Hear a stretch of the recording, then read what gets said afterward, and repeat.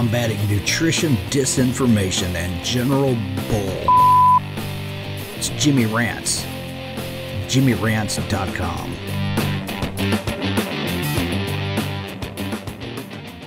What's up, you guys? Welcome back to another Instagram Live.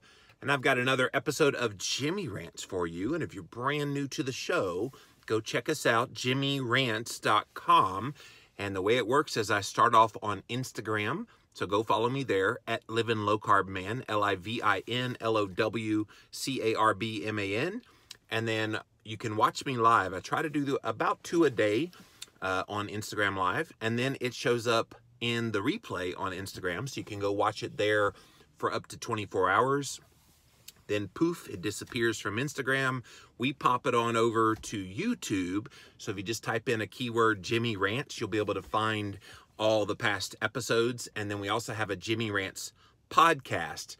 This is the first of its kind show, you guys, where somebody starts on Instagram Live and has it on YouTube and a podcast. Again, all of this, you guys, is housed at JimmyRants.com.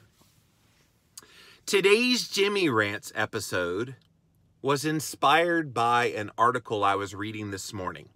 And it was talking about what diets millennials want to try in 2019. And in the article, the ketogenic diet came in overwhelmingly at number 1.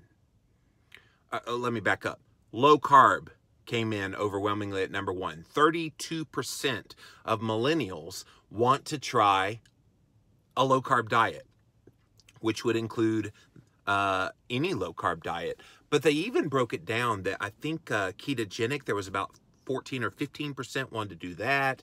Another 8% wanted to do the Atkins diet. So it was an overwhelming number of all of these diets that are low carb diets, millennials wanting to try in 2019. Now, why they just parsed out what millennials want to do, I don't know.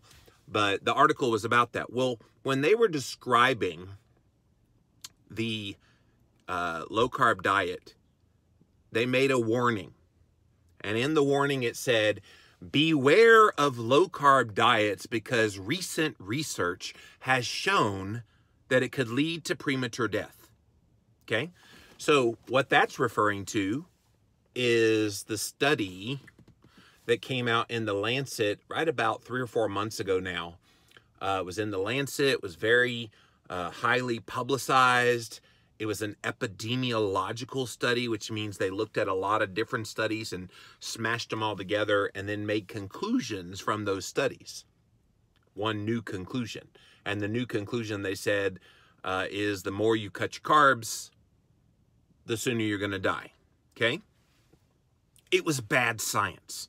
Like really, really bad science from the very get-go. And people are like, well, if it's that bad a science, it doesn't have any ramifications. There's no reason to get upset about it. People won't pay attention to that. Well, this is what happens. Later articles then say, well, low carb, I see millennials, you want to try this low carb diet in 2019. Oh, well, let me warn you that you're getting more than you bargained for. You could die early. And it was all predicated on really, really bad science. So this Jimmy Rants is all about the dangerously misleading ramifications of bad nutrition science. And whether we like it or not, most of the research that comes out in the diet world, whether it's for or against low carb, whether it's for or against a plant-based diet, whether it's for or against a paleo, a Whole30, a Mediterranean, whatever diet you choose, most of it is flawed. Most of it, you can't parse out some singular ingredient in a diet and say, this is what that singular ingredient did. Okay? Because we're more than just one thing that we eat on a plate, right? What else did they eat in that low carb diet in those studies that they looked at? Most of the time, they're having, number one, a lot of carbs. Their definition of low carb is about 40% of your calories. None of us that do a ketogenic diet would say that's anywhere close to being a low-carb diet? Then what about the quality of the food? What about the metabolic state of the people being studied? Do we know any of that? No. What about the blood sugar and the insulin levels? What about the inflammation levels? What about predisposition for insulin resistance? None of those questions are answered as a pre-interview to being a study participant. And I'm even referring to even in the randomized controlled clinical trials, which is the gold standard. Very few of those are being done in nutrition research because of the great variability that exists among people. There is this reason we call ourselves bio-individual, because we are unique individuals with a unique metabolism for this very day and age. Now, that's not to say there can't be crossover, that one modality for one person, be it a diet, be it a lifestyle change, be it something.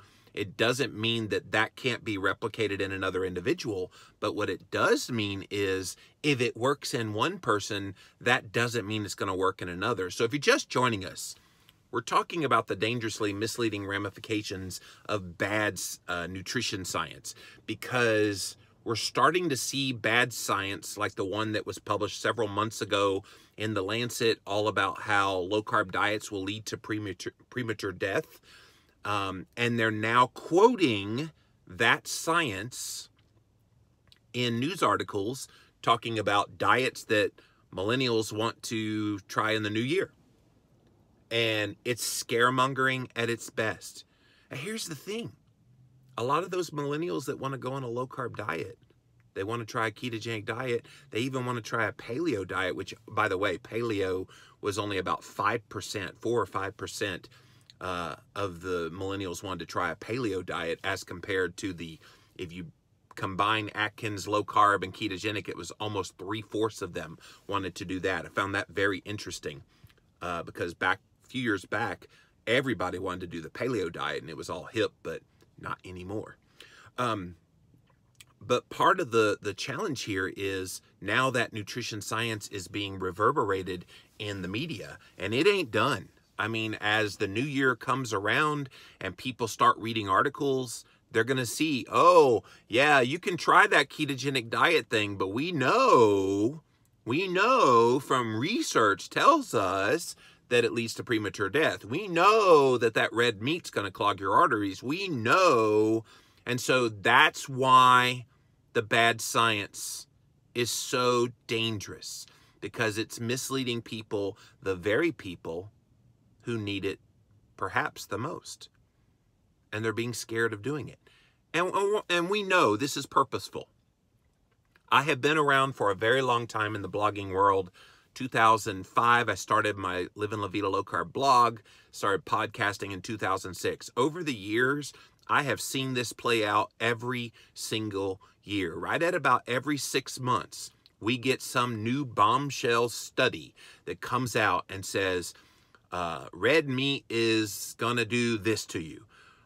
Low-carb diets cause brain damage.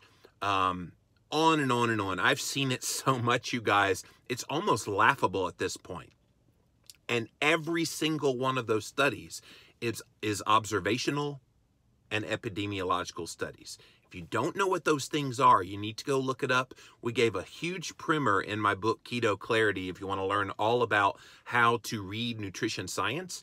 But this has gotten bad, you guys.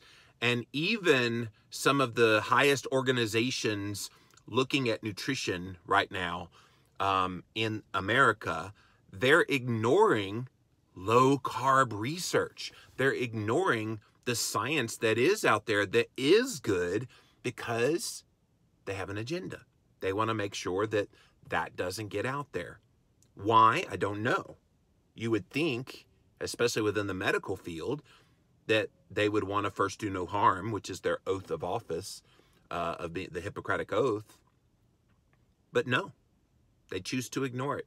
La, la, la, la, la, la, la. If you don't hear it, then does it actually exist?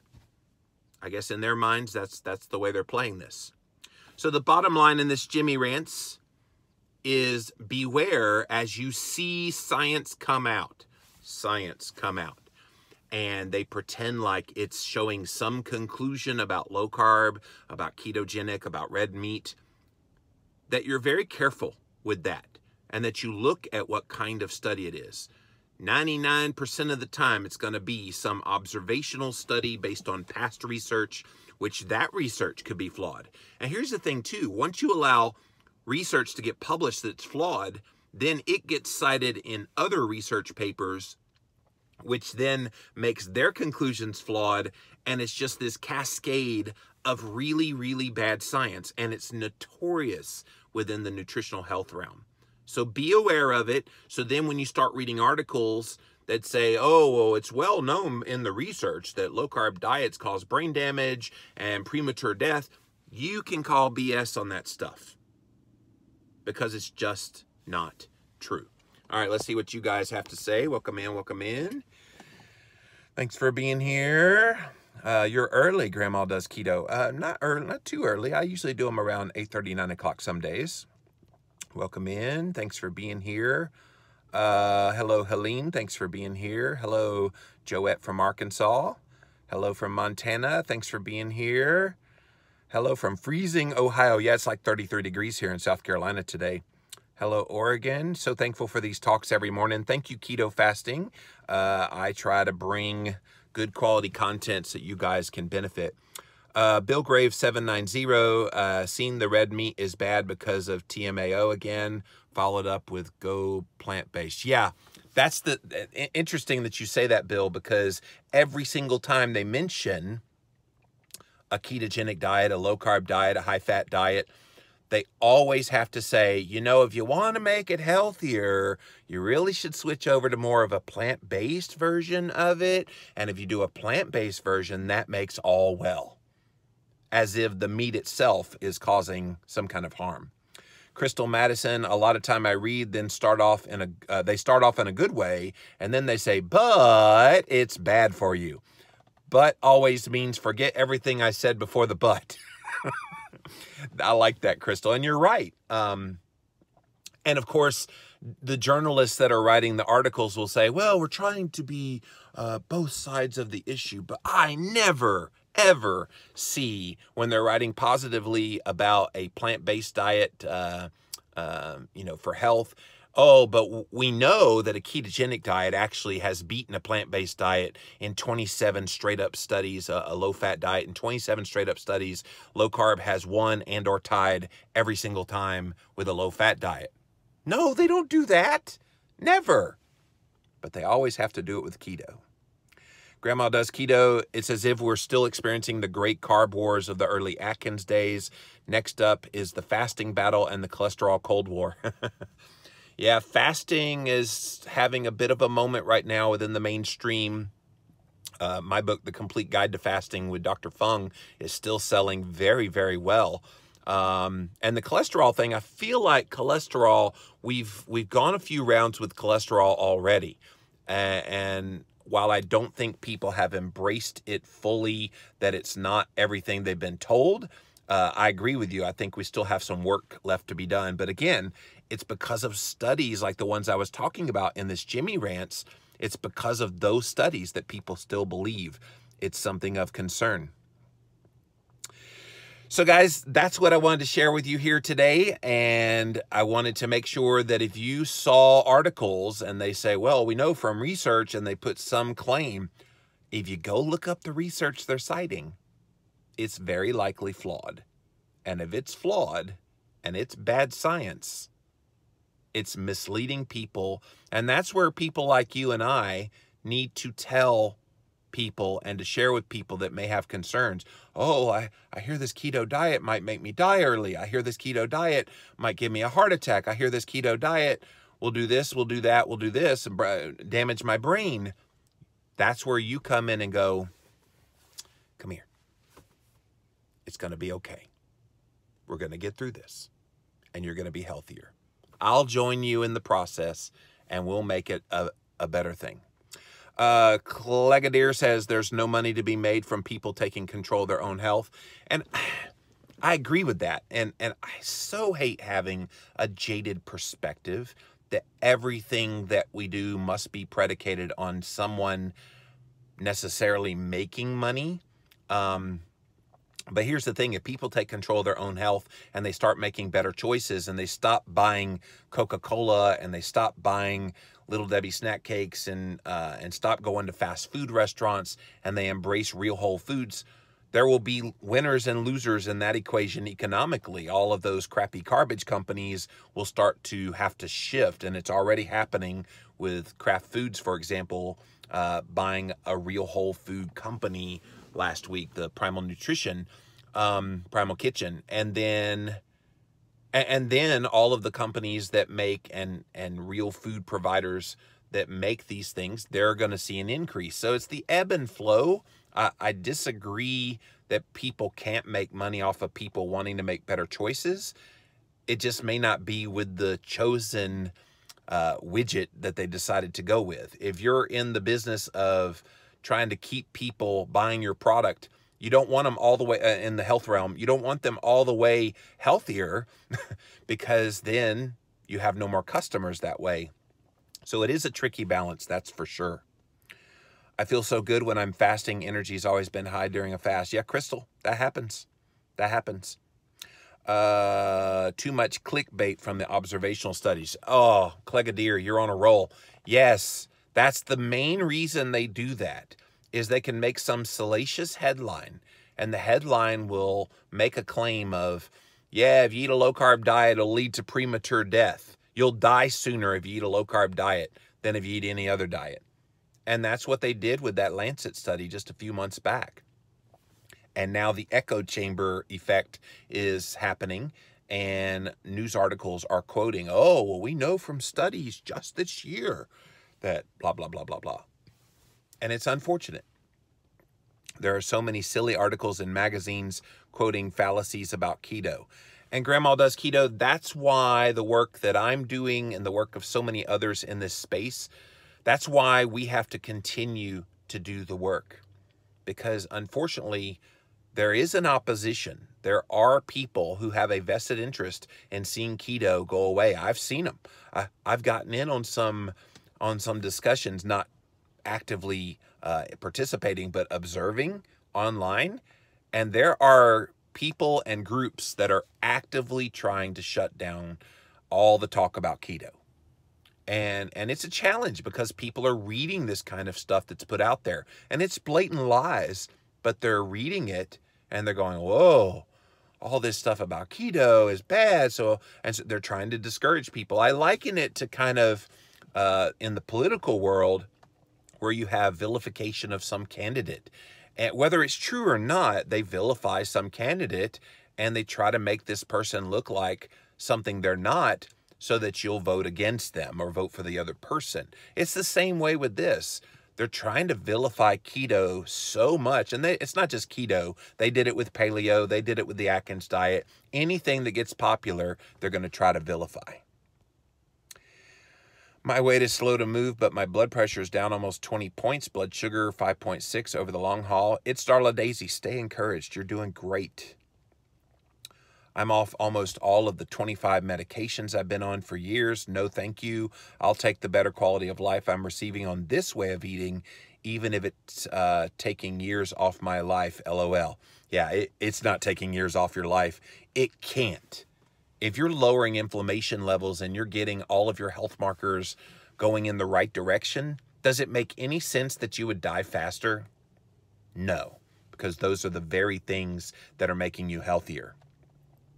Hey, Sam, GriffSam88 says, ketogenic.com, Ryan Lowry sheds light on where misleading studies fail. They also do great studies at his company, ASPI. Yeah, there are good researchers out there, and you just have to seek them out. Ryan Lowry and Jacob Wilson are doing great studies. Dr. Dominique D'Agostino is doing great studies. Dr. Sarah Hallberg and her group are doing a really well done study. They released some preliminary data from earlier this year, and next year they'll have, I believe, 2-year data to share. So it's exciting times. Dr. Jeff Follick is still doing a lot of research. There are researchers literally looking at this and more getting involved in it. So look for those good ones. And of course, if you follow my work, I'll tell you all about them when they happen. Big Pharma wants keto gone. Bonnie Lene, I agree. I think they see, oh my goodness, here is a true threat to our business model.